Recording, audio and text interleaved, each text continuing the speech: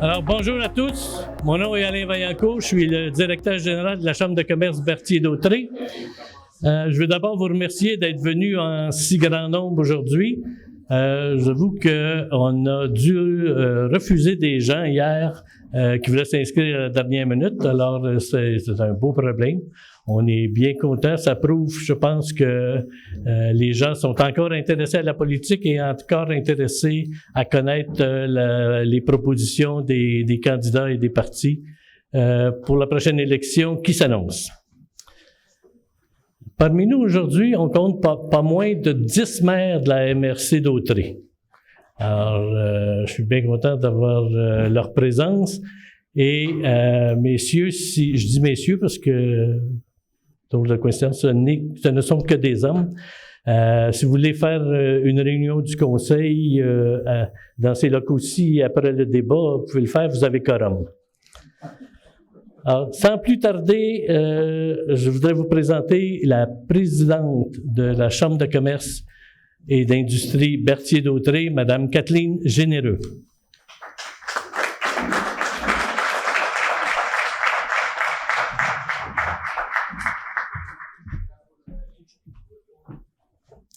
Bonjour à tous. Je voudrais d'abord vous souhaiter la bienvenue à ce débat opposant les candidats du comté de Berthier à l'élection provinciale du 3 octobre prochain. Un débat qui promet d'être très intéressant et qui vous permettra de mieux connaître la position des candidats sur des dossiers nationaux ou des enjeux locaux. Les candidats et candidates qui débattront aujourd'hui sont, par ordre alphabétique bien sûr, et je vous demanderai s'il vous plaît de garder vos applaudissements à la fin lorsque j'aurai nommé tous les candidats. Julie Boucher du Parti québécois, Amélie Drainville de Québec solidaire, Benoît Primeau du Parti conservateur et Caroline Proulx de la Coalition Avenir Québec.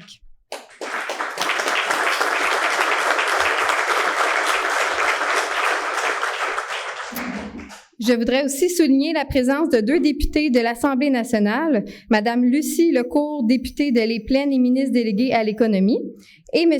Mathieu Lemay, député de Masson.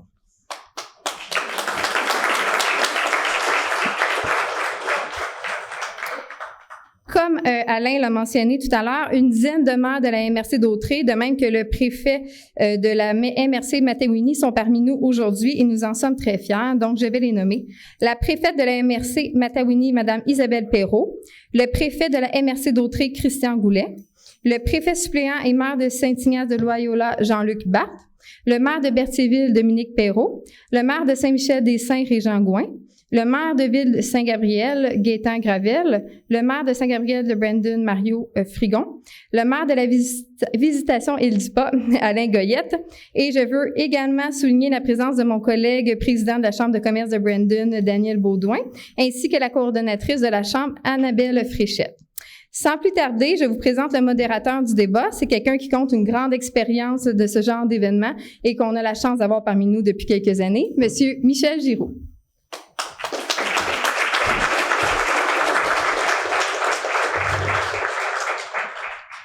Merci. Alors, pour vous expliquer un petit peu comment va fonctionner le débat, il y a eu un tirage qui a été fait avec la présence de candidats ou d'organisateurs de ces candidats-là il y a à peu près 2 semaines. Au début, chaque candidat va avoir une déclaration d'entrée à faire. Par la suite, il va y avoir des questions du public qui vont être pigées au hasard dans les boîtes qui étaient fournies pour poser des questions. Ensuite, il va y avoir la question de CTRB, qui est une tradition. Et finalement, les candidats concluront avec la rencontre. Donc, le choix des candidats au moment où ils parlent ont tous été tirés en présence de leur organisation. Alors, sans plus tarder, nous allons commencer par la déclaration d'entrée et une durée de 2 minutes. Et la première personne qui doit parler, c'est Mme Drainville. Alors, Mme Drainville, c'est à vous. Je tiens à préciser en commençant que nous sommes dans un territoire autochtone non cédé. Donc, coué à mes camarades Atikamekw. Bonjour tout le monde. Je commence en me présentant. Je suis Amélie Drainville. Je suis la candidate de Québec solidaire dans la circonscription ici pour les prochaines élections. Je suis très contente d'être ici ce matin. Je pense que le débat de la Chambre de commerce ici, c'est un incontournable. Et vous êtes des acteurs incontournables du développement économique dans Dautré. Donc, merci pour l'organisation et merci pour l'invitation. C'est un exercice démocratique fondamental que d'avoir un débat d'idées ensemble et qu'on puisse que vous puissiez vous faire une tête pour ce que vous souhaitez pour l'avenir de Berthier. J'ai 25 ans. Puis on le sait, à 25 ans, c'est le moment dans notre vie où on a plein de projets, où on s'embarque dans des nouvelles idées, des nouvelles aspirations. J'ai quand même un bon bagage d'implication dans ma communauté, d'implication dans les groupes écologistes aussi. Je pense que c'est prometteur. Je pense que j'ai la personnalité pour faire de la politique. Et je sais pas tout, ça c'est important de le mentionner, mais les gens qui me connaissent vous diront que j'ai vraiment pas les deux pieds pris dans la même bottine et au contraire, j'ai un grand esprit d'initiative. Par contre, mes deux pieds sont ancrés dans Berthier, sont ancrés dans notre territoire. Je viens de l'île du Pas, je connais puis j'aime beaucoup la région, puis j'ai envie de vous représenter à l'Assemblée nationale. Les enjeux locaux et les priorités que je vais avoir pour Berthier, ça va être nécessairement l'environnement et l'agriculture. Les soins de santé de proximité, avoir des CLSC ouverts 24/7 sur notre territoire, mettre l'accent sur les soins à domicile également, une qualité de vie pour nos aînés, puis avoir un projet de société rassembleur. Ma génération a besoin des aînés, de son soutien pour qu'on mène la lutte contre les changements climatiques, et les aînés ont besoin de ma génération pour leur donner une bonne qualité de vie. C'est ce que je souhaite présenter aux gens de Berthier. C'est une alliance intergénérationnelle, c'est un projet de société rassembleur, cohérent, rigoureux, ambitieux. Merci, Mme Drainville. Alors, dans une deuxième intervention, le candidat, M. Primo. 2 minutes, déclaration d'entrée. Bonjour tout le monde. Oups. Merci. Alors oui, bonjour tout le monde. Merci à la Chambre de commerce et d'industrie de Berthier-Dautrey. Merci aux membres, les invités. Merci aux commanditaires. Merci aux candidates qui sont à côté de moi.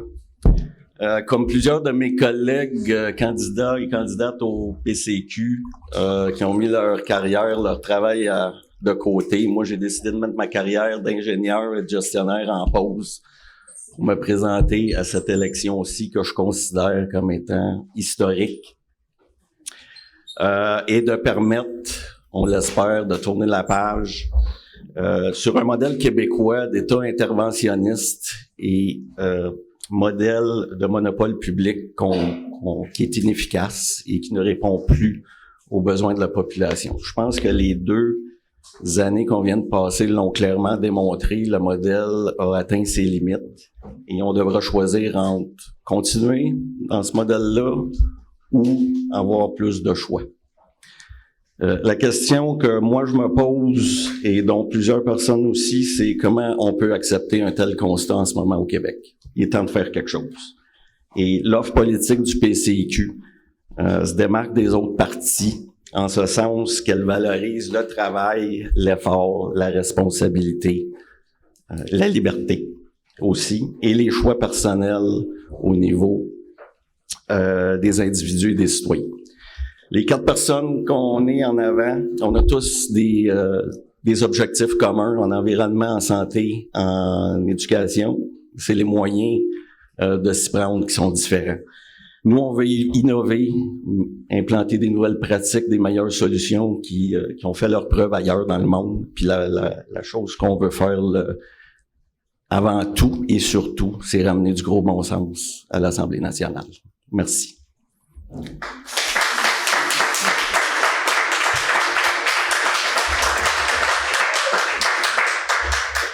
Alors, la troisième intervention, Mme Proulx, 2 minutes, déclaration d'entrée. Merci beaucoup. Caroline Proulx, députée sortante de Berthier. J'habite à Saint-Jean-de-Matha depuis 56 ans. Bonjour à tout le monde.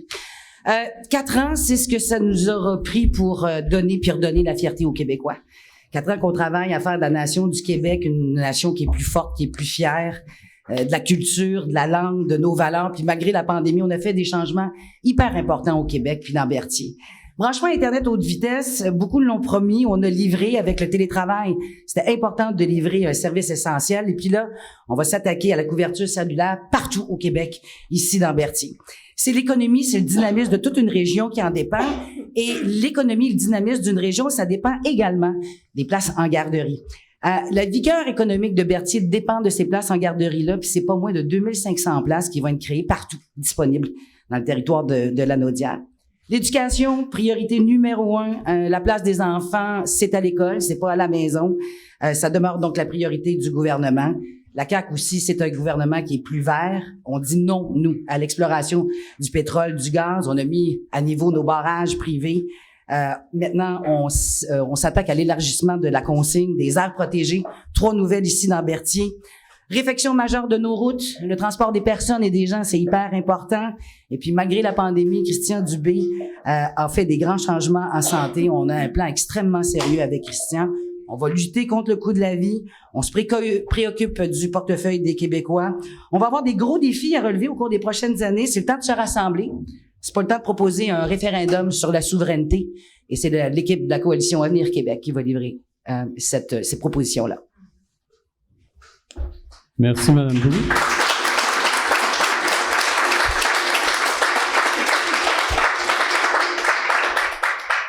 Madame Boucher. Eh bien, bonjour à tous. J'espère que vous allez bien. C'est humblement que je me présente devant vous aujourd'hui comme candidate pour le Parti québécois. Moi, je suis une fille du coin. J'ai grandi dans Saint-Gabriel depuis l'âge de 10 ans. Je suis maintenant installée à Sainte-Élisabeth avec mon conjoint, nos 3 enfants. Mon conjoint est producteur laitier, donc je suis bien implantée dans le milieu. Moi, j'ai vu grandir nos enfants ici. On a 3 enfants.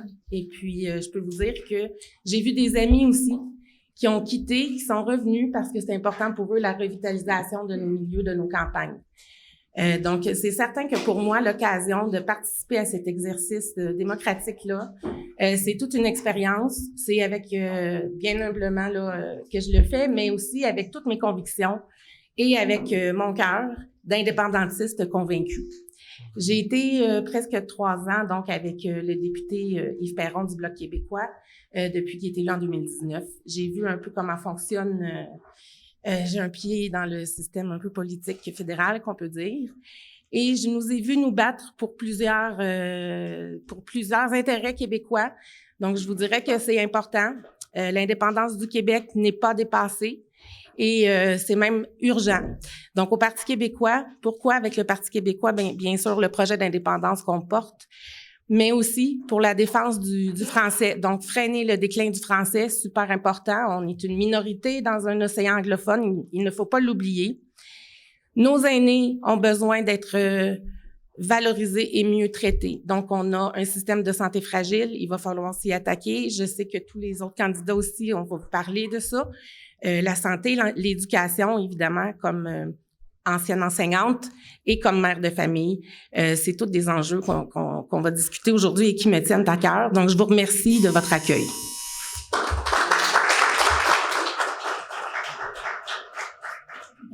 Merci, Mme Boucher. Maintenant, nous allons passer à la partie questions du public. Alors, le candidat qui reçoit la question a 2 minutes. Chacun des autres candidats a 1 minute pour répliquer. Puis finalement, la personne qui a reçu la question a 30 secondes pour conclure. Alors, dans les tirages, la première personne qui reçoit la question du public, c'est Mme Drainville. Alors, une petite pige. Alors, j'ai Jannick Thériault qui pourrait venir poser la question ici, s'il vous plaît. Donc, Amélie, la question va être basée sur votre intention de taxer les actifs et les successions à partir d'1 million. Qu'est-ce qu'on encourage comme valeur en pénalisant un citoyen ayant eu une discipline financière sur les 25-30 dernières années, contrairement à quelqu'un qui peut-être aurait dépensé au fur et à mesure, au jour le jour, en ayant une moins bonne discipline financière? Votre question, merci en passant pour la question. Vous ne pourriez pas plus me réjouir de poser cette question-là aujourd'hui. Ça va me permettre de clarifier la position de Québec solidaire sur cet enjeu-là. Ça me réjouit, mais ça m'attriste en même temps parce que ce qu'on sous-entend avec cette question-là, c'est que seulement le 5% le plus riche de notre société a travaillé fort dans sa vie. Moi, je connais du monde qui sont infirmières, qui font du temps supplémentaire obligatoire. Je connais du monde qui travaille en garderie. Je connais du monde qui travaille dans notre réseau de la santé. Puis c'est loin d'être des millionnaires, puis c'est du monde qui travaille fort. Puis il y a du monde qui ont des contraintes à l'emploi, qui sont sur l'aide sociale, puis ils font leur mieux pour gagner leur vie dans notre société, puis qu'ils sont pas capables de le faire. Puis il y a des contraintes comme ça. Puis je pense que c'est pas le temps de taper sur la tête des gens vulnérables qui vivent dans la précarité, mais au contraire, c'est le temps de leur redonner parce que ce qui ferait notre fierté au Québec, c'est la force de notre service public, puis notre filet social. Puis depuis des années, ce filet social-là est en train de s'effriter totalement. Donc, nous, à Québec solidaire, on réaffirme notre volonté réelle de diminuer les inégalités de richesse en faisant un nouvel impôt sur les grandes fortunes.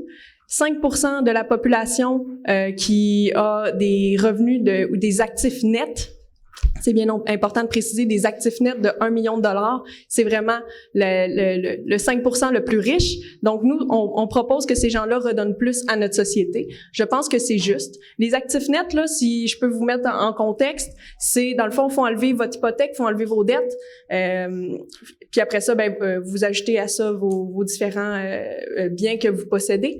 Fait que c'est juste 5% de la population qui a plus d'1 million d'actifs nets. Puis après ça, par exemple, si quelqu'un a 1 100 000 $, c'est le 100 000 $ qui dépasse qui va être taxé à 0,1%. C'est une somme ridicule pour une personne qui a autant d'argent dans ses poches. Puis c'est un immense retour pour notre société.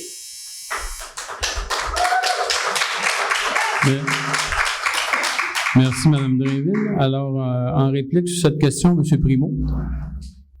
Merci. Bien, nous, au Parti conservateur du Québec, comme je l'ai mentionné dans ma déclaration d'entrée, on valorise l'effort, on valorise le travail, on valorise la responsabilité. Donc, notre programme est axé sur des réductions de taxes et impôts. On veut inciter le travail, on va réduire, on va augmenter le crédit d'impôt, entre autres pour les 60 ans et plus, pour les encourager à retourner au travail, ce qui va, en fin de compte, peut-être réduire un peu le problème de pénurie d'emploi. Puis, au bout de la ligne, c'est travail, effort, responsabilité, puis avoir plus d'argent dans nos poches.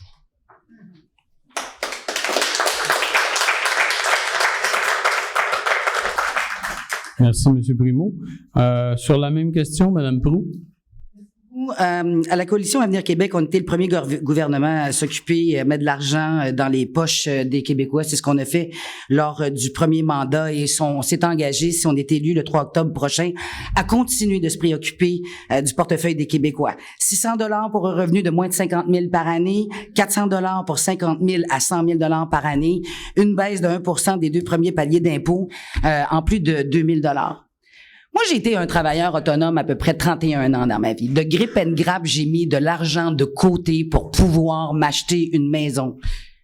Aujourd'hui, ce que Québec solidaire, avec sa taxe orange, est en train de me dire, c'est que moi, comme travailleur autonome, qui n'avait pas de filet de sécurité, de fonds de pension, que l'argent que j'ai travaillé pendant 30 ans dans les médias, on viendrait me taxer.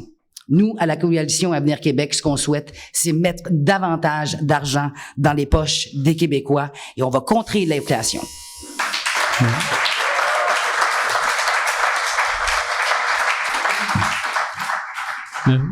Merci, Mme Proulx. Mme Boucher, 1 minute sur la même question. Oui, en fait, nous, au Parti québécois, on ne propose ni baisse d'impôts, ni baisse de taxes. En raison de la forte inflation, on sait que l'État a engendré plus de 6 milliards de dollars de plus que prévu.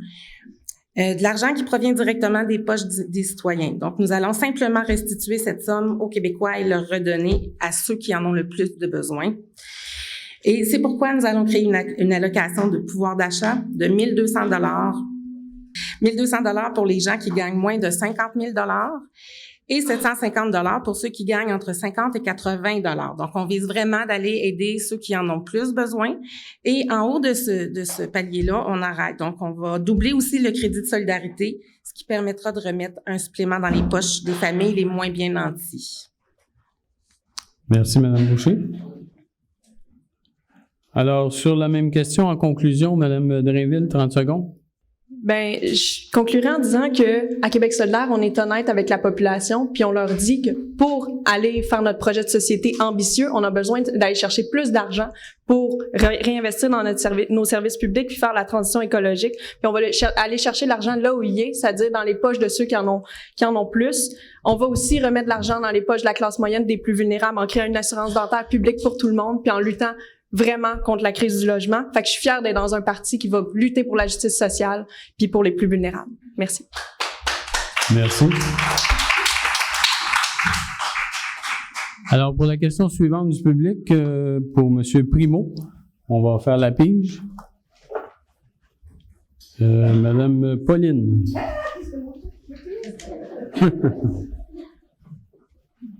Venez ici.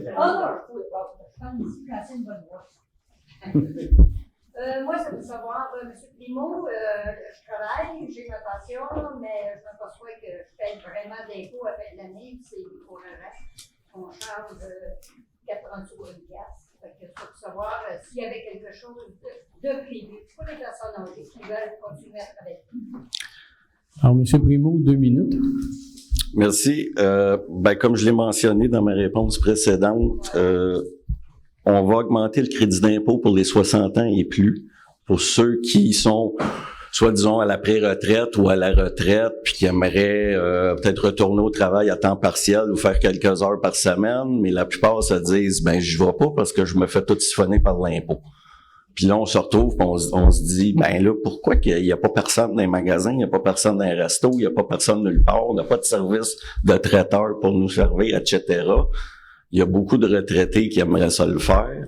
Nous, on dit, parfait, on va réduire le crédit d'impôt pour les 60 ans et plus, pour ceux qui veulent prolonger leur carrière et travailler, disons, à temps partiel, pour avoir, encore une fois, un petit peu plus d'argent dans leur poche. Donc, d'une part, plus d'argent dans les poches des gens, des aînés ou des gens qui sont encore actifs. Puis, en même temps, on pourrait potentiellement améliorer la situation au niveau de la pénurie de main-d'œuvre. Merci, monsieur.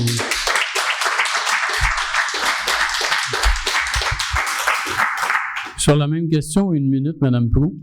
Oui, je reviens sur le portefeuille des Québécois. Initialement, au premier mandat, on a baissé les taxes scolaires, on a annulé la taxe famille, on a réduit les tarifs de stationnement qui étaient demandés par les Québécois qui vont avoir des personnes malades. On a donné 500 $ à 6,4 millions de Québécois. Et on poursuit dans cette lancée-là, au risque de me répéter, 600 $ pour un revenu de 50 000 et moins, puis 400 pour 50 à 5 000, plus une baisse de 1% pour les 2 premiers paliers d'imposition. On l'a fait, le crédit d'impôt, pour ce qu'on appelle les travailleurs expérimentés. J'étais dans l'industrie touristique.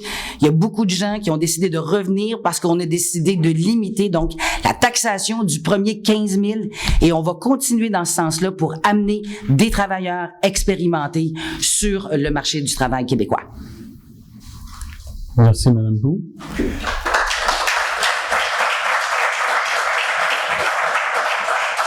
Alors, Mme Boucher, sur la même question. La question. Donc, en fait, nous, en matière d'aînés, on a un beau plan très bien concret et adapté à la réalité d'aujourd'hui qui s'appelle « Vivre et vieillir avec dignité ». Dans ce plan, c'est prévu qu'il y ait une allocation de pouvoir d'achat de 1 000 $ pour les aînés ayant un revenu de 35 000 $ et moins. Et ensuite de ça, on veut aussi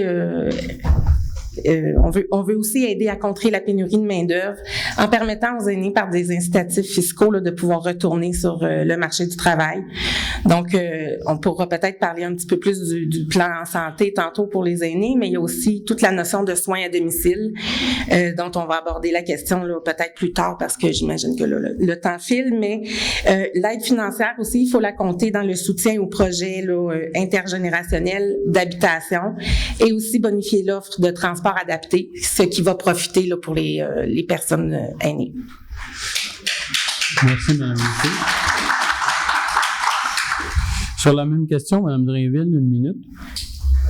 Je suis fascinée d'entendre Mme Proulx parler avec fierté du 500 $ qui a été mis dans les portefeuilles de tout le monde, même si on fait 100 000 $ par année. Pour moi, c'est pas ça un projet de société. Donner 500 $ comme ça pour acheter des votes, je suis scandalisée que ça existe encore en 2022. Nous, à Québec solidaire, notre projet, c'est pas de baisser les impôts. Notre projet, c'est de faire la transition écologique, c'est de prendre soin de nos aînés en les encourageant à rester actifs pour contrer la pénurie de main-d'œuvre.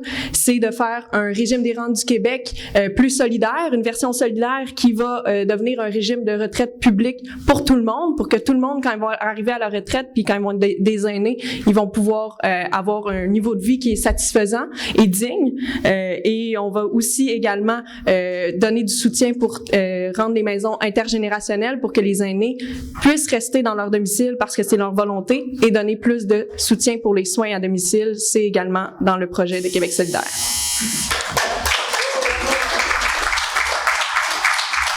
Merci.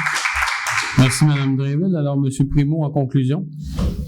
Juste quelques autres items qui vont aider les aînés. On va augmenter l'exemption personnelle de base, on va l'amener à 20 000. Donc, le premier 20 000, vous ne payerez pas d'impôt. On va suspendre la taxe sur l'essence pour les 5 prochains mois après l'élection. Puis, on va baisser de 2 premier palier d'imposition, on va le baisser de 2 %. Donc, ça, c'est toutes des mesures qui vont mettre plus d'argent dans les poches des aînés, mais en fin de compte, ça va être tout le monde, tous les contribuables. Merci.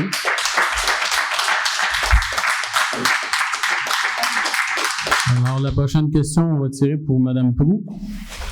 J'inviterai M. Patrick Primo à venir poser sa question.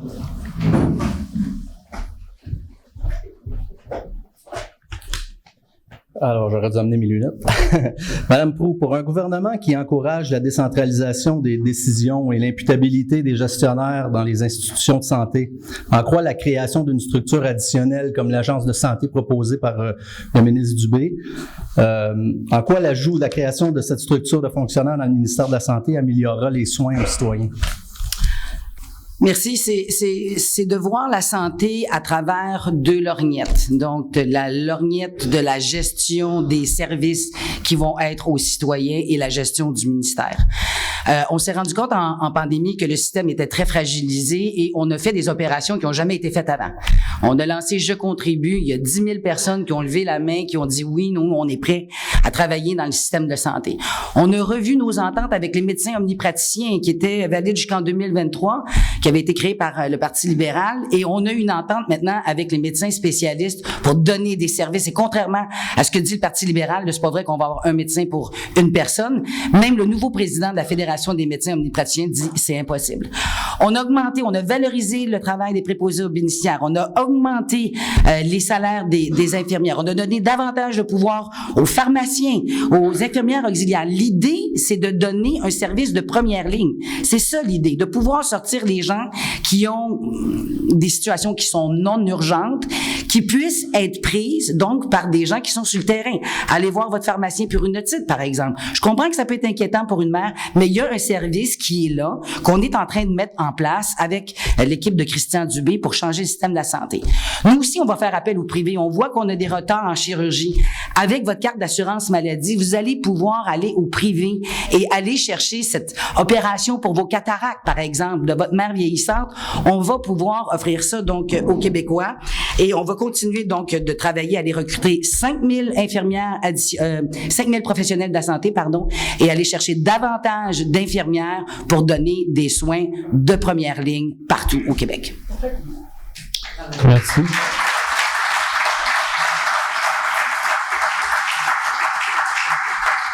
Madame Boucher, sur la même question, 1 minute. Oui. Ici, dans Berthier, on sait que le territoire est vraiment vaste et on voit que nos services sont malades. Donc, tout ce qui donne accès à nos services, on a de la misère à les avoir. Au Parti québécois, en fait, nous, ce qu'on veut faire, c'est vraiment briser le cercle qui se reproduit année après année et mandat après mandat. Donc, on fait le choix de briser cette roue pour cesser d'affaiblir le système public. On a besoin de faire de la rétention de main-d'œuvre et on a aussi besoin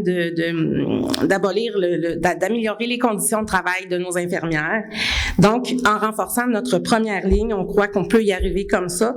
Donc, nous, ce qu'on veut faire, c'est faire des CLSC, la première ligne d'entrée du système de santé. On veut aussi permettre de désengorger les urgences. Donc, on veut investir dans les gens. On veut investir dans nos professionnels de la santé en permettant justement aux infirmières de sortir du temps supplémentaire obligatoire. Merci. Madame Drainville, 1 minute sur la même question. C'est attristant de voir que dans les 4 dernières années, il n'y a eu aucun progrès pour accéder à des médecins de famille ici dans Dautrey puis en Matawini. C'est rendu que les chevaliers de colon doivent faire des levées de fonds puis que les élus municipaux doivent faire la grande séduction pour avoir accès à des médecins de famille ici. Je trouve ça scandalisant, renversant. Puis j'entends Mme Proulx dire que le PLQ promet un médecin de famille pour tout le monde puis que c'est donc irréaliste. Mais en 2018, François Legault promettait la même chose. Ça fait 20 ans qu'on promet la même chose au Québec puis il n'y a jamais personne qui l'a réalisé. Peut-être que c'est qu'on s'attaque pas au bon problème. Nous, à Québec solidaire, ce qu'on dit, c'est qu'on va ouvrir les CLSC 24/7 pour être une première ligne forte en santé, pour avoir le bon soin au bon moment. Donc, le CLSC ici doit augmenter ses heures d'ouverture pour être ouvert le soir, la fin de semaine, avoir des équipes multidisciplinaires pour accueillir toutes sortes de petits ou de gros bobos, puis éventuellement dégager les médecins de famille et nos hôpitaux qui sont maintenant la première ligne en santé. Merci, Mme Drainville.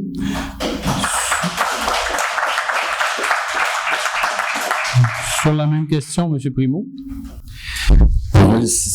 Pour un système qui nous coûte 1 milliard par semaine, la dernière chose qu'on a besoin, c'est une autre couche de fonctionnaires. Moi, je veux pas la lorgnette des fonctionnaires, je veux la lorgnette du personnel soignant. Donc, nous, au PCQ, on va privilégier un système de santé mixte, public-privé, comme ça se fait ailleurs dans de nombreux pays, et ça fonctionne. On va décloisonner la pratique des médecins pour leur permettre de pratiquer autant dans le public que dans le privé. Merci, M. Primo. Alors, sur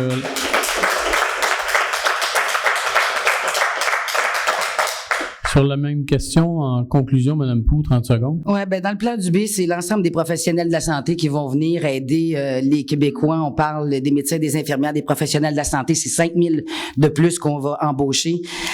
On fait référence à la grandeur du territoire. On l'a annoncé cette semaine, un territoire qui est vaste. Héliport du côté de Joliette. Pour les gens de Saint-Michel, à qui je pense, des grands brûlés, des AVC, on sait que c'est une question de secondes pour sauver ces vies-là. Donc, on a annoncé qu'il y aura un héliport du côté de Joliette pour desservir donc l'ensemble du très vaste territoire de Berthier.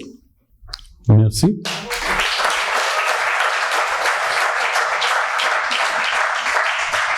Dernière question pour Mme Boucher. J'invite Daniel Baudouin à venir poser sa question.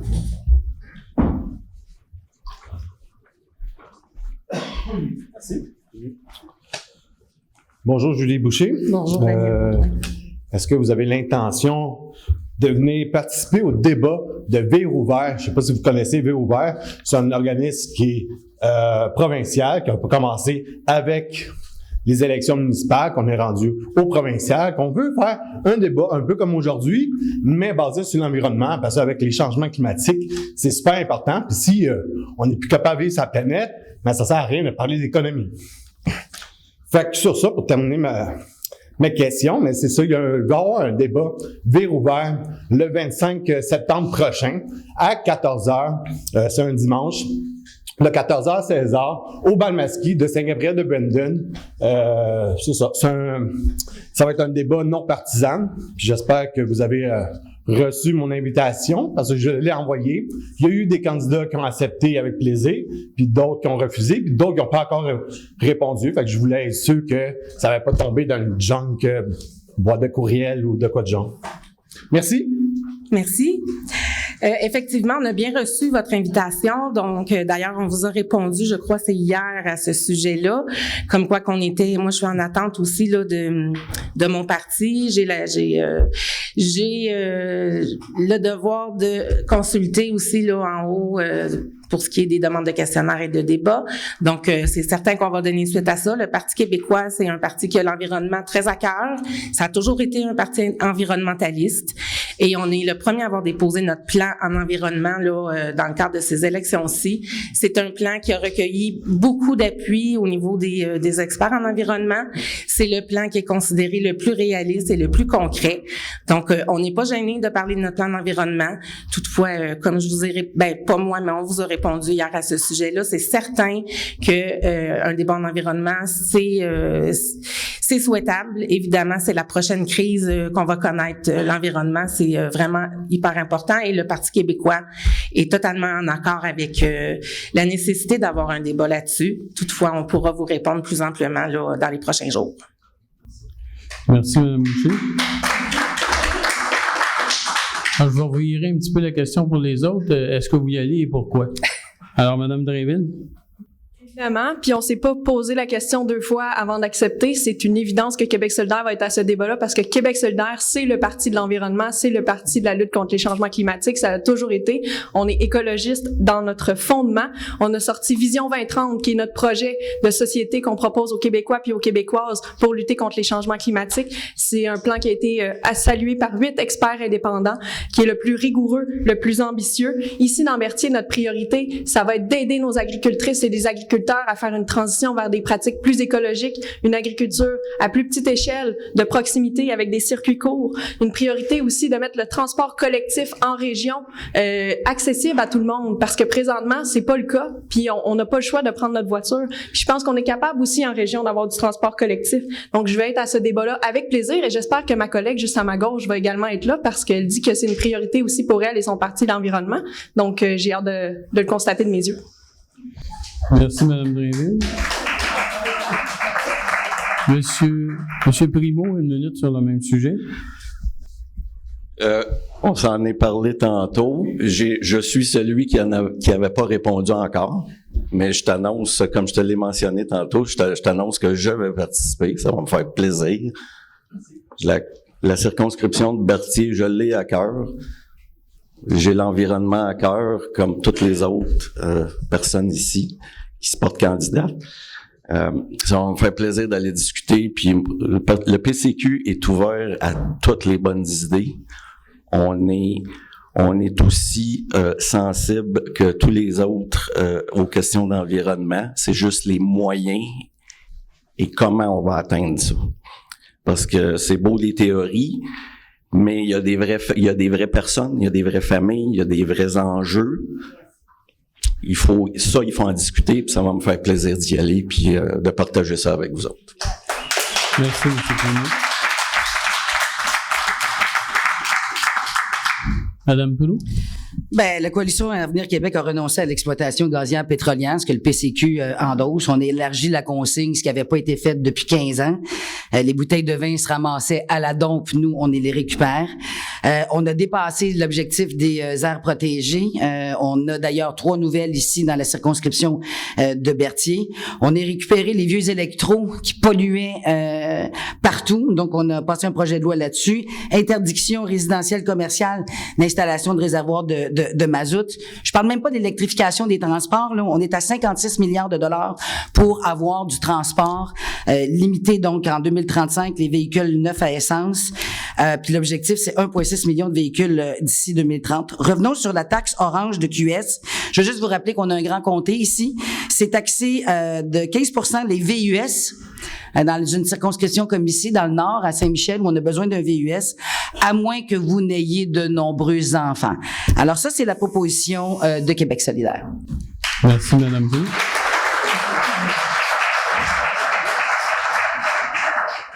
En conclusion, Mme Boucher? Je veux revenir sur le plan d'environnement du Parti québécois. On a vraiment des beaux objectifs concrets et réalistes. Donc, j'aimerais ça rappeler que c'est beau l'environnement, c'est hyper important. Je suis mère de 3 enfants et on y tient au Parti québécois à notre plan d'environnement. Donc, on prévoit d'aller chercher une diminution de 45% des gaz à effet de serre en sol québécois et de 10% à l'international d'ici 2030. On veut, entre autres, par ce plan d'environnement-là, on sait que Berthier, je le disais tantôt, c'est vaste. Donc, on veut doubler l'offre de transport collectif dans la région. Et on veut aussi aller vers l'électrification des transports, évidemment. En passant, quand on parle de changement climatique, on doit donner les options aux consommateurs, aux conducteurs. On veut atteindre un certain nombre de véhicules électriques, mais on ne peut pas imposer aux conducteurs d'avoir une auto électrique s'ils n'ont pas les options devant eux. Et c'est ce qu'il y a en ce moment. C'est ce qui différencie un petit peu avec Québec solidaire. Merci.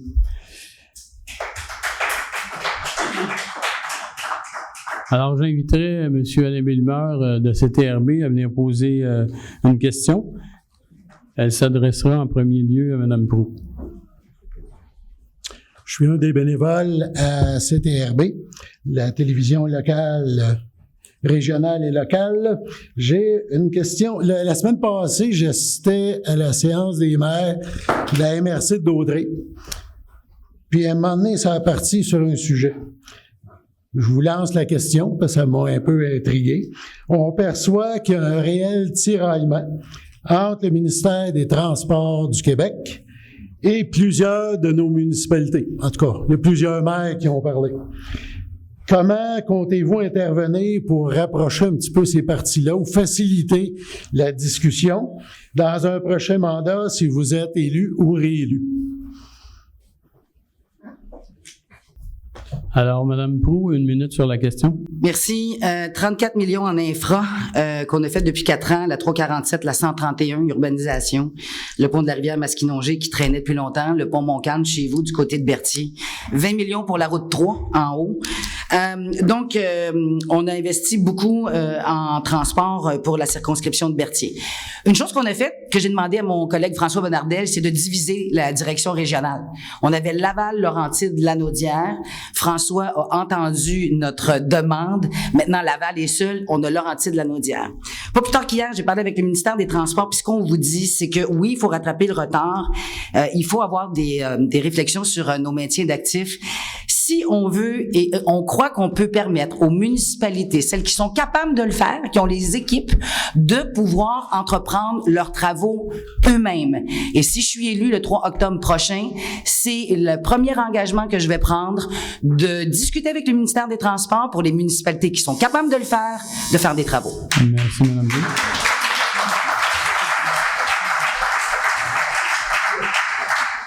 Mme Drainville, sur la même question, 1 minute. Ben, une chance que Mme Proulx dit qu'elle va autoriser les municipalités à faire les travaux eux-mêmes, parce qu'il y a des élus qui me disent sur le terrain qui sont déjà rendus là à faire les travaux eux-mêmes. Donc, on va juste normaliser ce qui existe déjà. Donc, du côté des travaux routiers, je suis préoccupée de la même chose. Il y a eu de l'asphaltage qui s'est fait récemment dans Dautrey, puis l'accotement n'a même pas été fait, alors que ça fait des années qu'on a besoin de pistes cyclables qui ont du bon sens pour le monde d'ici. Comment ça se fait que le ministère des Transports, quand ils font une route, ils asphaltent, la chaussée est pas faite pour que les cyclistes puissent circuler, ça n'a pas de bon sens. Comment ça se fait qu'on a une ministre du Tourisme ici qui s'est pas occupée des pistes cyclables? Les gens à Saint-Norbert, à Saint-Damien, à Saint-Ignace m'ont dit que dans leur cœur villageois, ils voulaient avoir des traverses piétonnes pour que les aînés puissent traverser sans être trop préoccupés. Il s'est rien passé. Il y avait de la pression à faire sur le MTQ, puis jamais ça a été fait. Il y a des ponts qui sont vétustes également entre Berthierville et Saint-Ignace. Ces ponts-là sont en train de s'effondrer sur eux-mêmes, puis il se passe rien. Merci, Mme Drainville.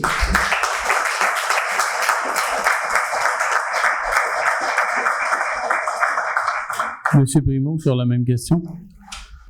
Depuis plusieurs semaines que je suis en pré-campagne et campagne, je pense que c'est le sujet que j'entends le plus de la part de la population, de la part des mairies, des maires, des conseillers, etc. Le réseau routier du comté de Berthier est complètement désolant. Je veux dire, moi, je suis un utilisateur quotidien de la 131 et de la 345, c'est pathétique. Vraiment pathétique. La circonscription a été laissée à elle-même. Donc, moi, je m'engage de porter le message des mairies, des MRC, pour vraiment entretenir et bonifier le réseau routier de la circonscription de Berthier. Pour la sécurité, surtout, parce que la 131 s'est rendue dangereux. Merci, M. Primo.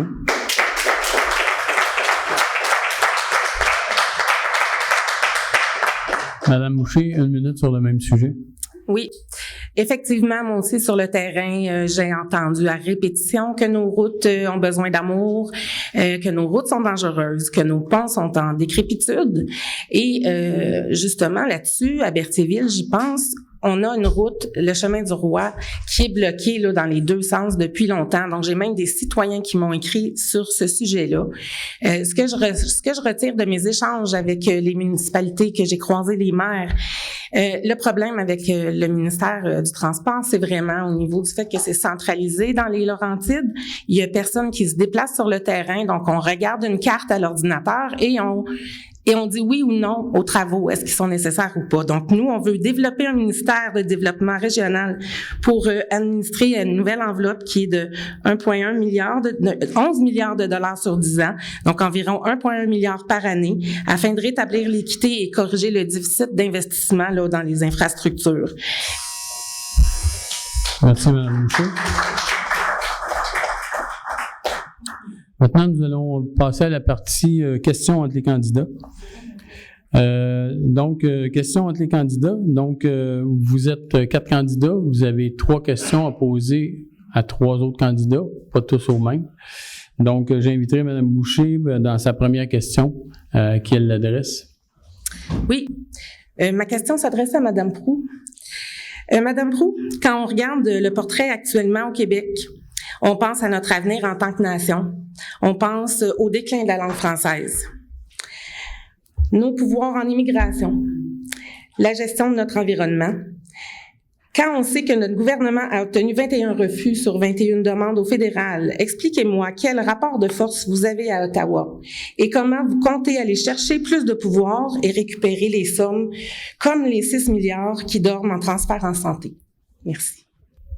Madame Proulx. Dans nos négociations avec le fédéral, on doit admettre qu'on a quand même assez bien scoré, si vous me passez l'expression, 6 milliards pour les garderies, compétences exclusives du Québec. L'équipe du premier ministre et du ministre Lacombe sont allés chercher ces sommes-là. Même chose pour le logement social où l'équipe de la CAQ est allée chercher des sommes records du côté du fédéral. Maintenant, la position de la Coalition Avenir Québec en ce qui a trait à l'immigration, c'est d'aller chercher un maximum de pouvoir du côté du gouvernement fédéral. Présentement, Jean Boulet s'y emploie. Il y a certains gains qui ont été faits depuis l'arrivée au pouvoir de la Coalition Avenir Québec. Je pense, entre autres, aux travailleurs étrangers temporaires dont on a besoin beaucoup ici dans la circonscription de Berthier. Je pense à nos agriculteurs, entre autres. Donc, on a réussi avec une négociation avec le fédéral de pouvoir aller chercher donc des permis pour ces travailleurs étrangers temporaires-là sur une période de 2 ans plutôt que sur une période d'1 an. Il y a encore du travail à faire, mais je suis convaincue que l'équipe de la coalition est capable d'aller chercher, engranger ces pouvoirs-là du côté du gouvernement fédéral et rapatrier les compétences de l'immigration exclusivement au Québec. Merci, Mme Proulx.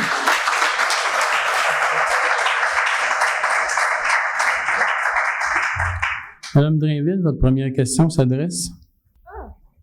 Excusez, je pensais pas que ça se faisait dans cet ordre-là. Je vais poser ma question à M. Primo. Donc, M. Primo, depuis des décennies, on parle d'urgence climatique. Depuis 40 ans, on privatise puis on détruit le modèle québécois, nos services publics qui nous rendaient si fiers. Vous dites défendre la liberté, mais on sera libre de quoi sous un gouvernement conservateur? Libre de regarder nos forêts en Matawini prendre feu, libre de laisser les pétrolières de l'Ouest venir polluer nos cours d'eau, libre de rester chez nous à s'appauvrir puis à s'endetter parce que les CPE puis les soins de santé ont été privatisés puis on peut plus les payer. On va être libre de quoi? Monsieur Primo, à la question. Effectivement, on va être libre de faire nos choix. Je tiens à préciser, puis je l'ai mentionné tantôt pour l'invitation au débat à Virenvert, le PCQ est tout aussi sensible aux questions environnementales que les autres partis. C'est juste le moyen et le chemin pour prendre vers la transition. La transition, faut pas se le cacher, ça va prendre des années. Comme je le mentionnais à l'intervenant, il y a des vraies personnes, il y a des vraies familles, il y a des vrais jobs, il y a des vraies entreprises, des vrais commerces, des vraies situations. On peut pas tout changer du jour au lendemain, mais on peut le faire intelligemment, on peut le faire de façon graduelle, avec des moyens responsables et durables. Alors, 30 secondes pour conclure. Pour conclure, Mme Drainville. M. Primo, c'est qu'on n'en a pas des années. Fait que je sais pas c'est quoi votre plan, honnêtement. Si vous cherchez des idées, on a un plan qui s'appelle Vision 2030. Vous pourrez aller picher là-dedans comme les autres partis ont fait. Apparemment, c'est inspirant. Québec solidaire, ça va être le parti des régions. On va redonner du pouvoir aux individus et aux communautés. Puis pour ça, il faut offrir des choix. Une voiture en région, c'est pas une liberté, c'est une absolue contrainte. On a besoin d'un transport collectif qui va être adapté à nos réalités pour pouvoir délaisser la deuxième voiture. Merci. Alors, M. Primo, votre première question s'adresse à? Madame Proulx, je vais poursuivre sur le sujet du transport parce que c'est un sujet chaud dans la circonscription. Ma question est la suivante. Pourquoi a-t-on besoin, en 2022, de déposer une pétition à l'Assemblée nationale sur l'amélioration de la route 131? Alors que dans votre intervention du début 2020 à la Chambre de commerce Brandon, vous avez mentionné que vous et 2 autres ministres de votre gouvernement étaient déjà très sensibilisés à la situation critique de la 131. Ça fait 56 ans que je vis à Matha, la 131, je la fréquente autant que vous ici. Il y a des efforts qui ont été faits dans mes rencontres avec mes maires et mes préfets. Et pas plus tard qu'en juillet dernier, sauf erreur, tous les maires et les préfets de la Mattawini et d'Autrey se sont présentés devant les gens du ministère des Transports du Québec. Ça a été une rencontre très sérieuse, M. Primo. Très, très sérieuse, où on a dit au ministère des Transports qu'on devait améliorer la sécurité, le transport des personnes et des marchandises sur la 131. Maintenant, je reviens avec l'idée que au-delà du balayage, puis de nettoyer les rues, puis de couper du gazon, les municipalités peuvent en faire davantage pour la réfection de certains tronçons. On va discuter avec le ministère des Transports lors de l'élection du 3 octobre prochain, et c'est un enjeu qui est extrêmement sérieux, extrêmement sérieux. Oui, il y a eu du rapiessage qui a été fait, c'est peut-être pas joli, mais c'est davantage sécuritaire. Juste à la sortie du pont à Rivière-Noire, il y avait un immense trou. Il y a du travail qui a été fait dans toute la circonscription. Est-ce qu'il en reste à faire pour sécuriser le transport des personnes et des marchandises sur la 131? Absolument. Merci, Mme Proulx. Alors, en conclusion, M. Primo, sur cette même question? Moi, ce qu'on me dit, c'est que lorsqu'on appelle au MTQ ou qu'on appelle à votre bureau, c'est un message enregistré. Votre appel est important pour vous. C'est à peu près ça qu'on me dit. Merci, M. Primo. Alors, Mme Proulx, votre première question s'adresse à? À Québec solidaire, avec leur plan de réduction des GES, on parle de 55% de réduction de GES, et ajouter une surtaxe au mécanisme de la bourse du carbone.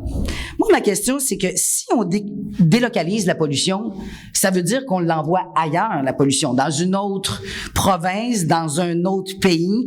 Est-ce que c'est vraiment un gain pour le Québec? Et comment allez-vous soutenir les familles dont vous allez priver d'emploi pour freiner les GES? Madame Drainville. Donc, pour ce qui est de la bourse du carbone, je sais pas, vous allez pêcher ça, là, les réductions des gaz à effet de serre, on va les faire ici chez nous, on va pas les délocaliser ailleurs. Je sais pas qui a ça comme projet, mais présentement, la bourse du carbone, faut s'assurer que les entreprises, justement, réduisent leurs émissions ici parce qu'il y a possibilité de les réduire dans d'autres pays. Donc, les réductions se font pas réellement au Québec. Donc, nous, on va s'attaquer à ça.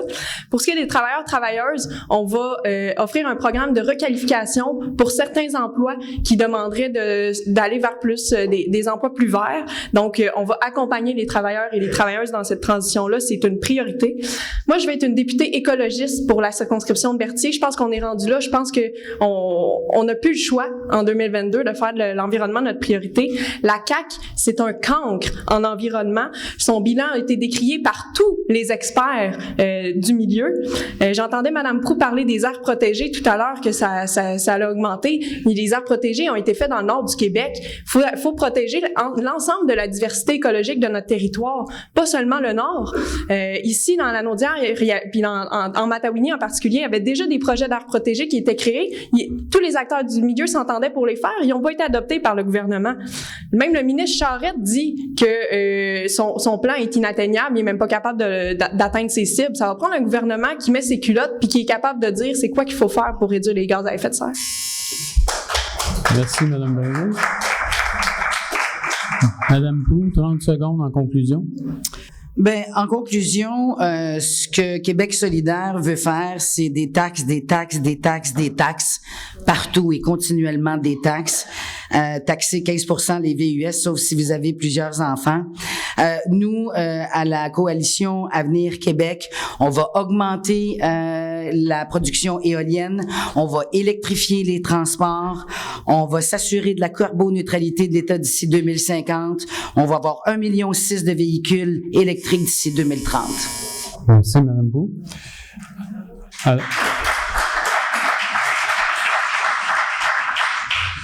Alors, votre deuxième question, Mme Boucher, ça va s'adresser à... Oui, est-ce que je peux faire une petite intervention? J'ai pas eu droit de réplique à ma première question. OK, je vous donnerai 2 minutes. Ouais.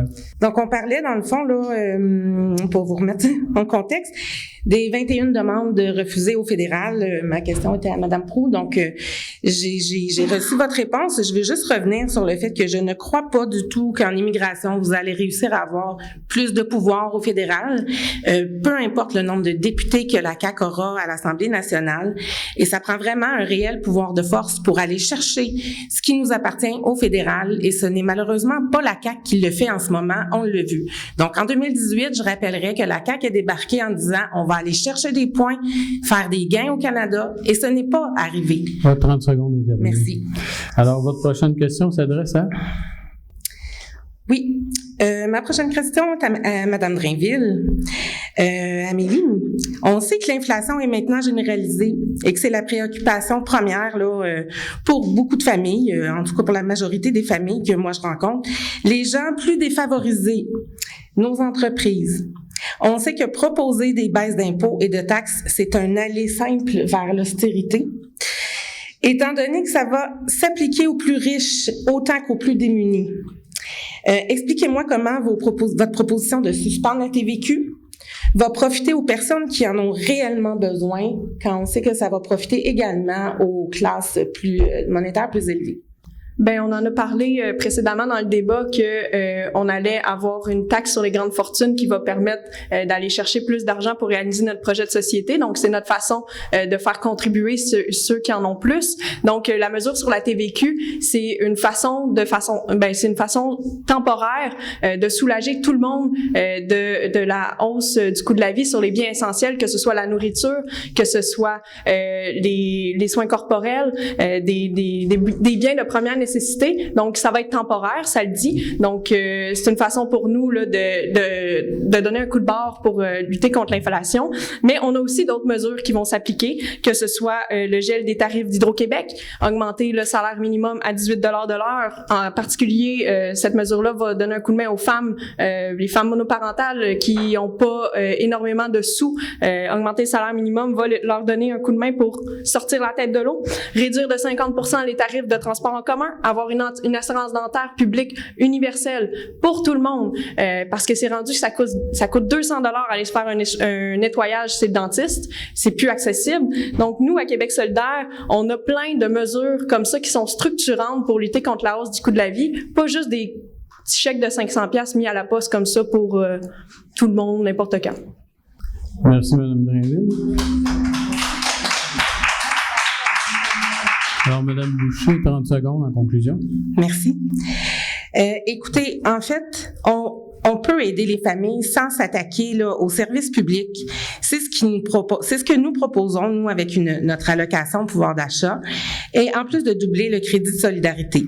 Donc, faut pas oublier non plus là, les gens ne souhaitent pas retourner aux années d'austérité libérale, et en baissant les taxes ou en enlevant la TVQ, c'est ce qu'on leur réserve. Donc, ça s'attaque directement aux services publics et c'est pas souhaitable, c'est pas ce que nos familles veulent. Merci. Alors, Madame Drainville, votre deuxième question s'adresse à? Elle va s'adresser à Madame Boucher. Donc, Madame Boucher, j'ai joint Québec solidaire en 2017 parce que c'est un projet de société qui est cohérent, qui est résolument écologiste, qui est féministe, qui est souverainiste pour la justice sociale. On veut créer le pays le plus vert et le plus juste au monde. On a un projet de société qui est solide, crédible, inspirant.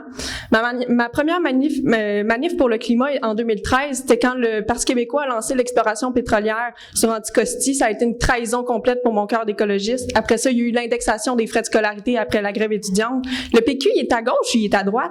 Comment on peut avoir confiance en vous puis en votre parti? Madame Boucher. Merci pour la question. Écoutez, le PQ est à gauche et central aussi là, sur plusieurs questions et vous le savez, je crois. Le Parti québécois a toujours été du côté du peuple, du côté de l'écoute des gens dans le besoin. Le Parti québécois est encore là aujourd'hui. Le Parti québécois, c'est le parti des générations. Donc moi, j'ai commencé à m'impliquer en politique en 2018 et j'ai constaté que derrière moi, il y avait des fondateurs du Parti québécois qui avaient milité avec René Lévesque, qui étaient toujours là, et qui avaient des jeunes devant moi qui avaient besoin qu'on leur tende la main. Donc, ce que j'ai fait au Parti québécois, j'ai tenté de prendre les deux puis de les jumeler ensemble et de dire là, ça va faire, on est capable de regarder vers l'avenir. Le Parti québécois a régné, a fait ce qu'il a fait. Aujourd'hui, on regarde vers l'avenir et on a refait nos statuts. Donc, j'étais présente au parti. Les instances sont très impliqués au Parti québécois. C'est un parti démocratique qui est progressiste. Donc, je n'ai aucune difficulté à dire que le Parti québécois est de centre-gauche et je pense que je ne surprends personne sur cette question. Merci, Mme Boucher. 30 secondes de conclusion, Mme Drainville. Donc, les gens de gauche se retrouveront chez Québec solidaire, les écologistes également. Nous, ce qu'on propose comme projet de société, c'est un retour au grand projet des années 70. À QS, on va pointer personne du doigt, on va ouvrir les bras, puis on va écrire ensemble notre constitution avec les premiers peuples. Il me semble que ça, c'est un projet de société qui est emballant. En 2018, le Parti québécois nous raillait, puis en 2022, il reprend plusieurs de nos propositions, que ce soit en environnement ou en santé. Je vais prendre ça comme un compliment, mais ce sera aux gens de Berthier de décider s'ils veulent choisir l'original ou la copie. Merci. Merci, Mme Drainville. Alors, M. Primo, votre deuxième question s'adresse à? Je vais continuer sur la même veine. Question pour Amélie Drainville. Donc, avec votre objectif très agressif de réduction des GES, j'ai vu 55% d'ici à 2030 dans votre programme. Comment allez-vous réconcilier cette cible agressive avec la mise en valeur des différents secteurs de la circonscription de Berthier, notamment son secteur agricole au sud, son secteur récréo-touristique au centre et les secteurs miniers et forestiers au nord? Quelle entreprise, quel commerce, quel véhicule allez-vous fermer ou bannir? Madame Drainville, en réponse. Bon, question facile, on ne bannit rien. Je commence en parlant des VUS parce que c'est quelque chose qui est revenu souvent. Notre taxe qu'on veut appliquer sur les VUS, elle va être modulée en fonction des régions et des familles nombreuses. Donc, quelqu'un sur le plateau va être taxé à 15% sur son véhicule, mais quelqu'un à Saint-Damien qui a 5 enfants, ça sera pas la même chose. Donc, je pense qu'il faut faire attention avec ça. Notre plan en environnement, il est sérieux. L'agriculture, on veut aider nos agriculteurs à prendre le virage écologique en les aidant à réduire l'utilisation des pesticides, en faisant un bilan carbone sur leurs installations. Pour ce qui est de la Matawini, on va protéger nos forêts, on va créer 1,5% plus d'air protégé chaque année d'ici 2030 pour atteindre 30%. Puis on va accepter déjà d'emblée les projets qui sont sur la table avec les acteurs du milieu. Pour ce qui est de la mine à Saint-Michel-des-Saints, il faut se garder une bonne réserve là-dessus. Le décret a été donné trop vite par la CAQ, donc il va falloir réviser ce qui s'est passé dans ce dossier-là. Québec solidaire a un objectif de 55% d'ici 2030 parce que c'est ce qu'il faut faire, parce que la science est claire, parce qu'on a les yeux bien alignés avec les trous, puis parce que on a une belle gang d'écologistes qui sont prêtes à mener ce projet de société-là au gouvernement dès cette année. Merci, Mme Drainville. Monsieur Primo, en conclusion. Je veux juste préciser qu'on a tous le même but commun, c'est-à-dire de protéger l'environnement. Mais comme je l'ai mentionné auparavant, il y a des chemins différents. Il y a la théorie, puis il y a la pratique.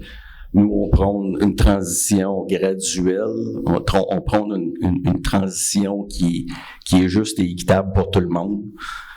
Et il y a une réalité, c'est qu'on aura besoin encore pendant plusieurs années des énergies fossiles. Puis nous, merci. Merci, M. Primo.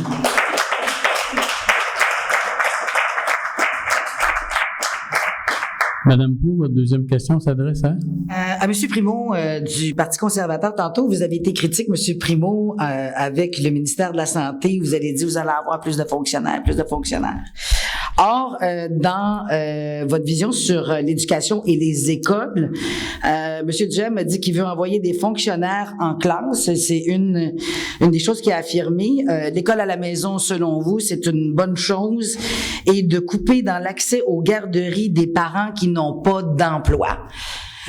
Comment pouvez-vous soutenir une proposition comme celle-là de ne pas permettre de soutenir des familles qui ont des enfants qui sont à la recherche d'emploi sans payer leur garderie et de donner une priorité à l'école à la maison? Monsieur Primo. Vous avez touché un large éventail de sujets. Je vais essayer d'y aller le plus vite possible.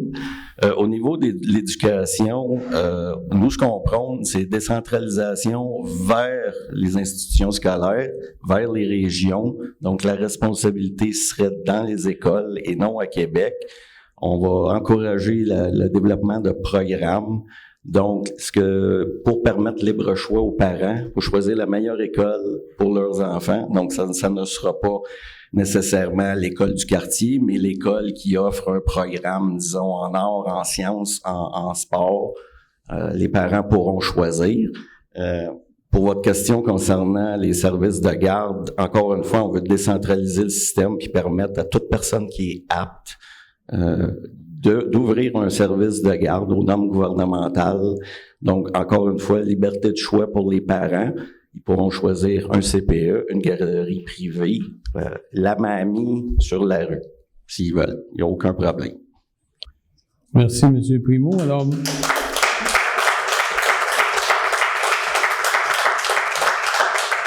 Madame Pou, en conclusion? Nous, on pense que l'école, ça doit se faire à l'école, qu'on doit apprendre à l'école, que l'éducation, c'est la priorité. On a également investi dans des infrastructures sportives parce que les besoins sont grands chez les jeunes de pouvoir jouer en plus d'un programme national de tutorat qui est extrêmement important. On a augmenté le salaire des profs, on a valorisé leur job et c'est ce qu'on va faire au cours du prochain mandat. Merci, Mme Pou.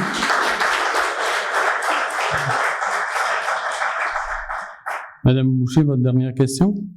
Oui. Monsieur Primo, on va continuer dans la même veine. En fait, écoutez, moi, j'ai enseigné près de 2 ans à des enfants en difficulté, déficience intellectuelle, aux prises avec troubles de l'autisme. Et je me sens particulièrement là interpellée par la condition de ces enfants-là, précisément là de leurs parents également. Donc, j'ai été interpellée sur le terrain à plusieurs reprises pour savoir s'il y aurait quelque chose qui se ferait à ce niveau-là. J'aimerais savoir, la presse rapportait pas plus tard qu'hier qu'il y a des organismes, des parents qui se mettent ensemble là, pour déplorer l'abandon du système public et réclament une refonte complète du réseau. Donc, comment comptez-vous sécuriser ces parents-là qui donnent tout pour ces enfants et comment comptez-vous travailler pour ces enfants-là qui puissent obtenir de meilleurs services chez nous dans Berthier? Monsieur Primo. Je suis parfaitement d'accord avec vous. Il y a un manque de services spécialisés dans les écoles. Alors, nous, ce qu'on prône, justement, comme je l'ai mentionné à Mme Proulx, c'est de décentraliser les responsabilités vers les écoles avec des conseils scolaires qui vont déterminer les besoins dans une école en particulier ou une région. S'ils ont besoin de services particuliers, ils pourront embaucher du personnel et ne pas nécessairement toujours remonter au ministère de l'Éducation puis ne pas avoir de réponse. Donc, en fait, on veut que les écoles aient plus de responsabilités pour les besoins précis de l'école ou de la municipalité ou de la région.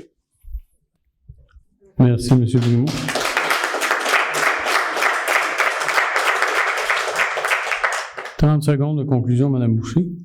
Merci pour votre réponse. En fait, je voudrais rappeler qu'on désire aussi décentraliser là, et donner plus de moyens à nos acteurs. Toutefois, ici, on parle là, directement d'emplois spécifiques, qui ont des besoins spécifiques, et c'est des parents qui sont à bout, là, parce que vous savez, un enfant avec un tel besoin demande énormément. Donc, nous, au Parti québécois, ce qu'on veut faire, on veut, entre autres, là, réduire le temps d'attente pour l'obtention de diagnostic. On veut développer une politique d'emploi. Merci, Mme Boucher.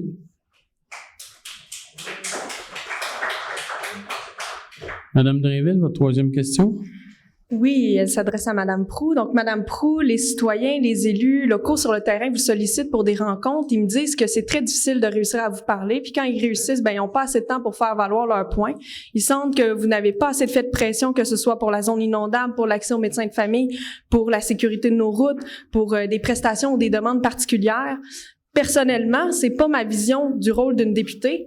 Pour vous, c'est quoi le rôle d'une députée pour répondre aux besoins des gens de Berthier? Madame Proulx, 1 minute 30. Eh boy. Primo, j'ai rencontré tous les maires et les préfets quand j'étais candidate, ce qui n'a pas été fait de la part de tous les candidats ici pour aller chercher les enjeux réels, terrain de chacun des maires et des préfets. 2, il y a eu 2 ans de pandémie, on va se le rappeler, là, qui limitait, mais il y a eu des rencontres Zoom qui ont été faites, mais de façon quotidienne. Il y a des maires présents ici, là, qui me textent, qui me disent « J'ai besoin de te parler, il y a un enjeu », et on le règle immédiatement. J'ai un bureau de circonscription avec Carole Noël qui a pas bougé depuis 4 ans, qui est là day in, day out, à répondre à chacune des questions. Et quand on me demande des rencontres, que ce soit Jean-Luc Barthe, que ce soit pour l'ASIS, avec qui on a fait une rencontre de près de 2 heures avec le ministère de l'Environnement, 2 heures uniquement pour Jean-Luc, pour parler de la zone inondable, ça c'est le genre de service qu'une députée de Berthier fait. Même chose avec Régent Gouin qui voulait la 3. On l'a travaillé ensemble. On a livré en moins de 18 mois la 3. Je tiens à vous rappeler que je suis ministre du Tourisme, responsable de la Naudière et du Bas-Saint-Laurent, en plus de siéger 3 jours à Québec à l'Assemblée nationale. Oui, il y a beaucoup de temps qui est passé sur le terrain, sur l'ensemble du territoire, mais ici également dans la circonscription de Berthier. Merci.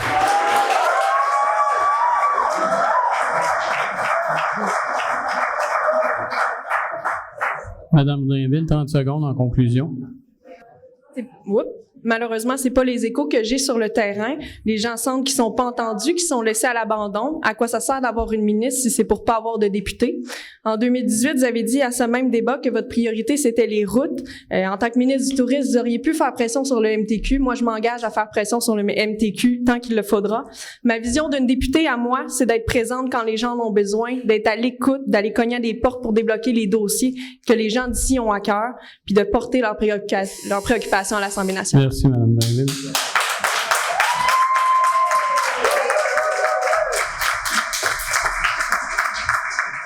Alors, M. Primo, votre troisième question. Madame Boucher, on aimerait plus de précision concernant votre passe climat. Comment tout cela sera mis en place concrètement pour réunir une multitude de villes et d'opérateurs d'autobus? Donc, je vous donne un exemple, un étudiant qui est à Saint-Damien puis qui a besoin d'aller faire sa semaine de cours au cégep de Trois-Rivières. Comment il va procéder? Madame Boucher. Merci. En fait, dans le plan d'environnement du Parti québécois, on a plusieurs points qui font en sorte qu'on pourrait très bien déployer ce service-là aux citoyens. Donc, une passe climat, je rappelle que c'est un service de transport en commun à la grandeur du Québec à 1 $ par jour. Donc, pour 365 $ par année, les gens pourraient se promener de Berthier à Montréal, de Montréal à Gaspé, et puis pas seulement par les autobus, mais également par le train, par le traversier. Et puis, c'est quelque chose qui doit être repensé. Comme je disais tantôt, nous, ce qu'on veut faire avec les systèmes en place, on veut les repenser. Donc, le plan d'environnement prévoit de doubler, entre autres, là, les investissements en transport collectif, et ça m'en fait partie. Et c'est certain que il y a une réalité pour les villes, il y a une réalité pour les régions. Donc, il y a des investissements qui doivent se faire au niveau de l'électrification des transports également. Donc, on va accompagner les gens dans ce virage-là, mais c'est important de le faire parce que ça presse. On est rendu à avoir dans Berthier de la difficulté à se rendre de Saint-Damien à Saint-Gabriel parce que le service ne le fait pas. Pourtant, c'est 2 villages voisins. Donc, c'est pas normal que ma mère qui habite à Saint-Gabriel ne puisse pas se déplacer ni me voir à Sainte-Élisabeth. Je dois aller la chercher à Saint-Norbert, mais pourtant, le service passe quand même. Merci, Mme Boucher. Alors, M. Primo, en conclusion? Oui, effectivement, je pense qu'il faut repenser un peu ce système-là, puis mettre en contribution plus qu'un acteur. Il y a les transporteurs, il y a les taxis, il y a les particuliers. Je pense qu'on doit mettre ça à contribution puis faire une offre de transport flexible, polyvalente et qui est pas chère non plus, qui coûtera pas cher à la société.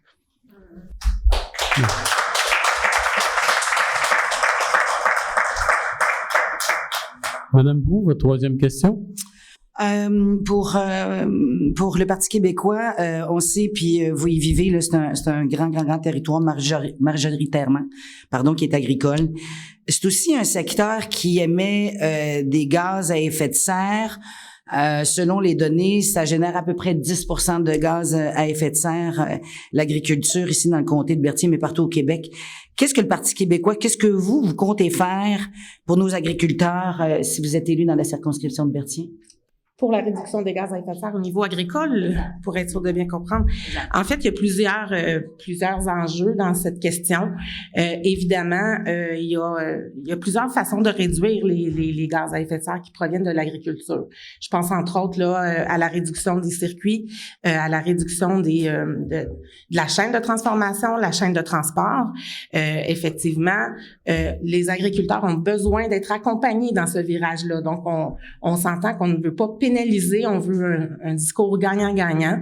On pense aussi à l'électrification, comme je le disais tantôt, des transports, qui va aussi s'appliquer dans le monde agricole. Donc, c'est certain que moi, je vous dirais, là, je suis sur une ferme laitière, mon conjoint, c'est son travail. Donc, effectivement, il faut que les acteurs s'entendent pour accompagner nos producteurs qui sont essentiels dans ce virage-là. Et puis, je pense qu'il y a une bonne volonté de la part de l'UPA là, dans le développement d'une transition verte et juste pour le bien de tous. Là. On veut conserver notre agriculture. On veut aussi, bien sûr, aller vers une transition verte. C'est inévitable. Merci, Mme Boucher. En conclusion, 30 secondes, Mme Proulx. Oui, une politique bioalimentaire de la coalition Avenir Québec, doubler la production des serres. On l'a vu avec la pandémie, on était limite de pouvoir s'alimenter avec nos producteurs locaux, augmenter l'achat local, accélération évidemment du virage écologique, des pratiques en agriculture qui vont être durables, qui vont être responsables, et continuer évidemment de faire la promotion de l'achat local. S'il y a quelque chose qu'on a découvert durant la pandémie, c'est la grande qualité de nos producteurs agricoles. Merci.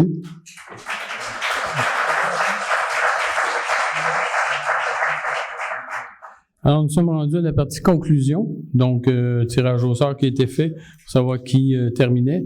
Donc, le premier à intervenir, M. Primo. Vous avez 3 minutes. Merci. Le PCQ, c'est un nouvel acteur dans cette élection-ci. Le gouvernement, c'est pas la solution à tous les problèmes de la société. C'est exactement la position du PCQ. Au-delà de nos exigences politiques, on peut tous convenir que le modèle actuel ne convient tout simplement plus à la population. Il y a besoin d'être réparé, il y a besoin d'être rénové, carrément remplacé. On va commencer par baisser les impôts de tous les contribuables. On va suspendre la taxe sur l'essence. On va cesser de taxer les biens usagés comme les automobiles. On va augmenter le crédit d'impôt pour les travailleurs de 60 ans et plus. On va diminuer progressivement la taxe sur la masse salariale pour les entreprises, les commerces. On va mettre fin, une fois pour toutes, au monopole public en santé qui nous coûte 1 milliard par semaine, puis on va permettre au privé de donner des soins tout en préservant l'universalité des services. On va donner plus de liberté aux gens. Plus de liberté aux parents pour le choix d'un service de garde. Plus de liberté aux parents et aux enfants pour le choix d'une école. On va donner plus de choix aussi au niveau des soins à domicile pour nos aînés. Et on va établir on va mettre en place un gros chantier d'allègement de la bureaucratie et de la réglementation au Québec. Je pense que les proprios et dirigeants d'entreprises et de commerce savent de quoi je parle. On est enseveli par la paperasse. Il est temps qu'on allège tout ça. On va entretenir et bonifier notre réseau routier ici dans le comté de Berthier. Je pense qu'on a vraiment besoin d'amour. Et en terminant, je vous pose la question. Qui au Québec et qui dans la circonscription de Berthier s'opposerait à de telles propositions?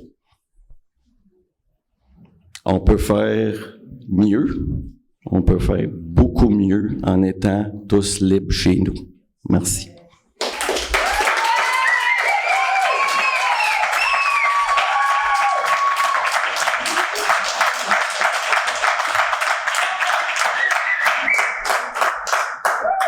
En conclusion, Mme Proulx. Ben, en conclusion, moi, ce que je vous dis, c'est qu'on va continuer de travailler, de donner accès à tous les Québécois, un professionnel de la santé, un médecin, une infirmière, un thérapeute en santé mentale, un pharmacien.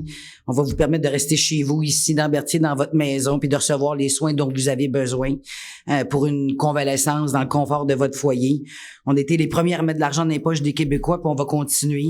Il y a des baisses d'impôts, des gels de tarifs, ne serait-ce que ceux d'Hydro-Québec. Contrairement aux taxes oranges de Québec solidaire, nous, on va continuer de s'occuper de votre portefeuille. L'éducation demeure la priorité. Le concept des écoles pour donner le goût d'apprendre. On est le premier gouvernement, je le répète, qui a donné un programme national de tutorat. On va aider nos enfants à s'assurer de leur succès à l'école, parce que contrairement à l'équipe du PCQ, l'école, c'est pas à la maison que ça doit se passer. On va redresser le réseau des CPE avec 37 000 places d'ici 2025. On va protéger la langue, on va protéger notre culture. On va avoir une agriculture qui va être durable, qui va être responsable, la promotion de l'achat local. On va continuer d'encourager nos agriculteurs puis s'assurer d'une autonomie alimentaire ici au Québec. On va construire des logements abordables. On parle de près de 12 000 nouveaux logements dans le prochain mandat. On va continuer de travailler pour l'ensemble des Québécois, pour une nation qui va être plus riche, qui est plus équitable, qui est plus verte, qui est plus durable. Nous, c'est avec vous qu'on veut continuer de travailler. Puis dans Berthier, être votre représentante, contrairement à ce que certains pourraient prétendre, représentante de la circonscription de Berthier, pour défendre les intérêts des citoyens de la circonscription.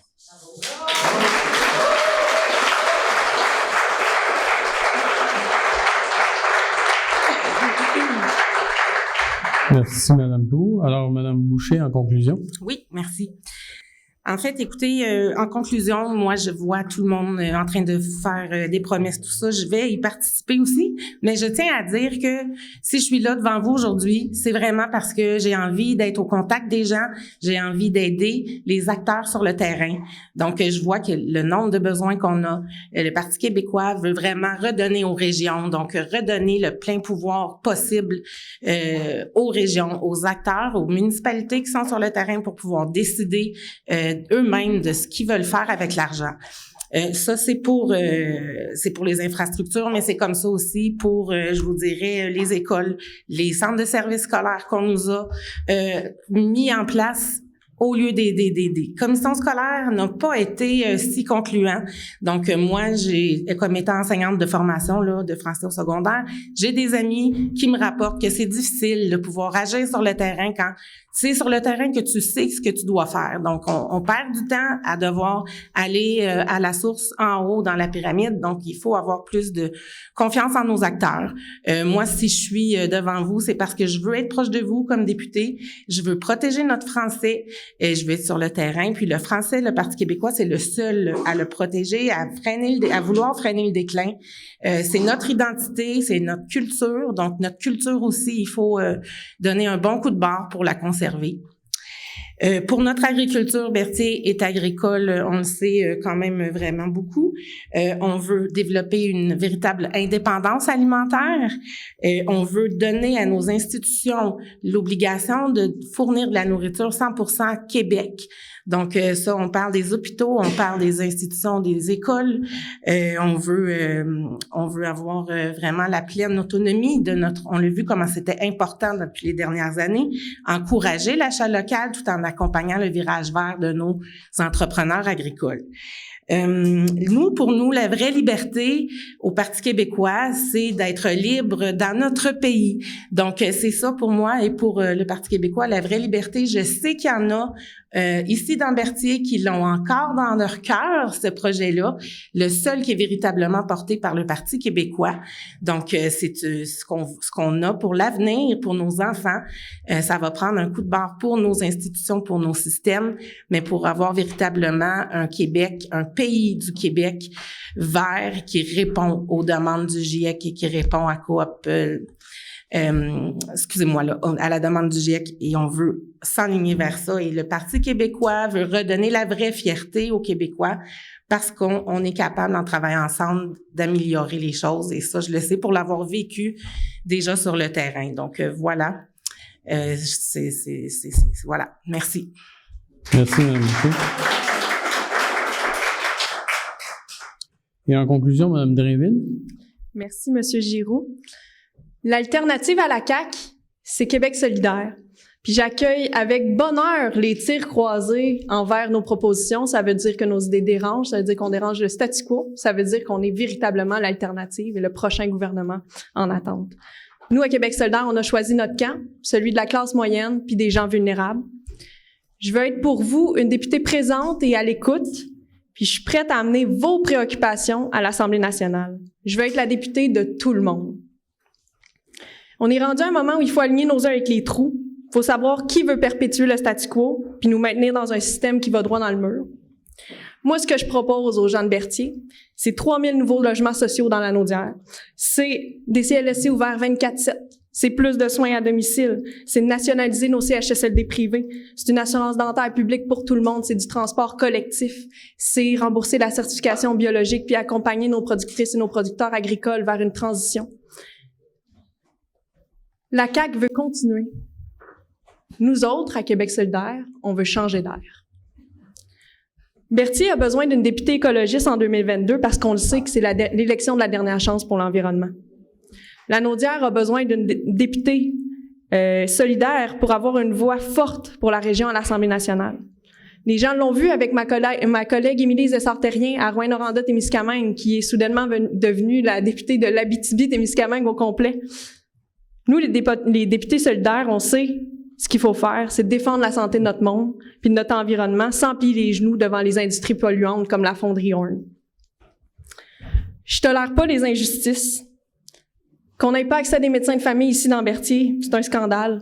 Qu'on s'attaque pas à la crise du logement, que nos femmes puissent pas retourner travailler parce qu'ils n'ont pas de place en CPE.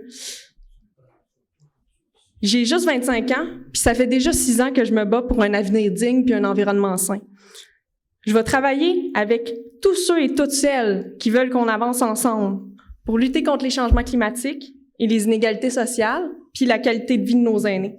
J'ai toujours travaillé en équipe, puis le mouvement solidaire est prêt à grandir avec tout le monde qui veut retrouver le Québec des grands projets. Par contre, je vais m'opposer à quiconque nous fera reculer alors qu'il y a urgence et que les crises nous pendent au bout du nez. Je vais me battre pour vous et avec vous. En 2018, les gens nous présentaient comme des irréalistes. En 2022, tous les autres partis sont venus piger dans notre programme pour construire le leur. Ça en dit long. Vous avez le choix entre l'original ou la copie. Les irréalistes, c'est évident que c'est la CAQ qui a même pas les mots changement climatique dans son cadre financier. Les gens de Berthier, les Québécois, Québécoises sont orphelins de projets de société. Nous, à Québec solidaire, on est là pour vous en proposer un. On n'est pas condamné à un deuxième mandat de la CAQ. On peut élire une députée écologiste et solidaire ici dans Berthier. Merci, Mme Drainville.